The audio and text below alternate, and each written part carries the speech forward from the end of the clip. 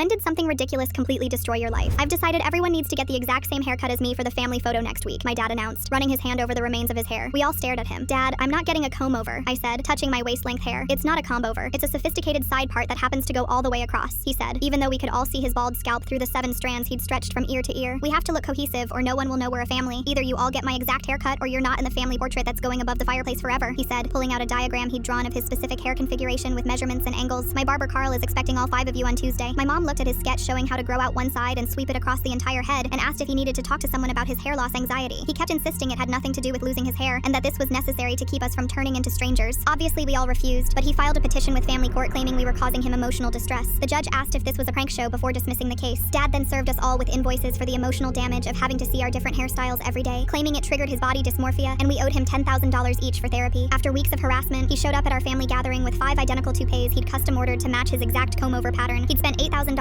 having them made from real human hair that matched his color and texture perfectly. He actually managed to get one on my brother while he was distracted, and for a moment my dad cried with joy seeing someone else with his exact hairstyle, but then my brother ripped it off and threw it in the fireplace. My dad tried to salvage the burning toupee with his bare hands and needed first aid for the burns, then announced he'd make better ones that couldn't be removed. He decided the only solution was to cut our hair himself while we slept, so he bought professional barber equipment and started practicing on mannequin heads he'd ordered online. He'd bought lockpicks and chloroform and night vision goggles, planning what he called Operation Unified Hair, and he'd mapped out all our sleep schedules and the best entry points to our homes. When I changed my locks, he climbed through my 2nd-story window at 3 in the morning with a bag full of clippers and scissors, but I woke up when he tripped over my laundry basket. He lunged at me with the electric clippers running at full speed, saying he just needed to give me one pass to start the comb-over shape, and I'd thank him later. I tried to push him away, but he was manic from staying awake for 3 days practicing, and he swung the clippers wildly trying to get at my hair while screaming about family unity. The clippers caught the curtains and yanked him backward, but he wouldn't let go, and they pulled him into the wall where he hit his head and fell forward onto the still-running clippers. They scalped a strip from his forehead to his neck, taking off not just his comb-over, but cutting deep into his scalp, and blood started pouring down his face while he tried to keep cutting my hair even though he couldn't see. He slipped in his own blood and fell onto the clippers again. He kept falling and getting up, determined to finish my haircut, and each time he fell, the clippers took another chunk of scalp while I screamed at him to stop before it was too late. The clippers finally came unplugged, but he grabbed the scissors and accidentally stabbed them 2 inches into his temporal artery. "You made me destroy my entire head because you wouldn't get one simple haircut," he said from the neurology ward where they were treating his exposed skull wounds. "I have permanent brain damage and need reconstructive surgery because you were too vain to match my style." "Dad, you were literally unconscious in a pool of your own blood holding clippers," I said, but my mom grabbed my arm hard enough to bruise. "Your father will never look normal again because you couldn't do one thing for a family photo," she said while he touched the bandages covering his carved-up skull. I still had my hair, but the guilt destroyed my life as my family shared photos of his bandaged head online with captions about the loving father who just wanted one matching family photo. The comments all said we were selfish monsters who valued our vanity over his simple request, and my landlord evicted me after my dad's blood permanently stained the floors. My siblings blamed me for not just getting the comb over in the first place, and my workplace fired me when clients said they couldn't work with someone who'd let their father mutilate himself over a hairstyle. I couldn't believe that my father had broken into my house at night and accidentally scalped himself trying to forcibly cut my hair, but somehow I was the villain. Full story on the channel below.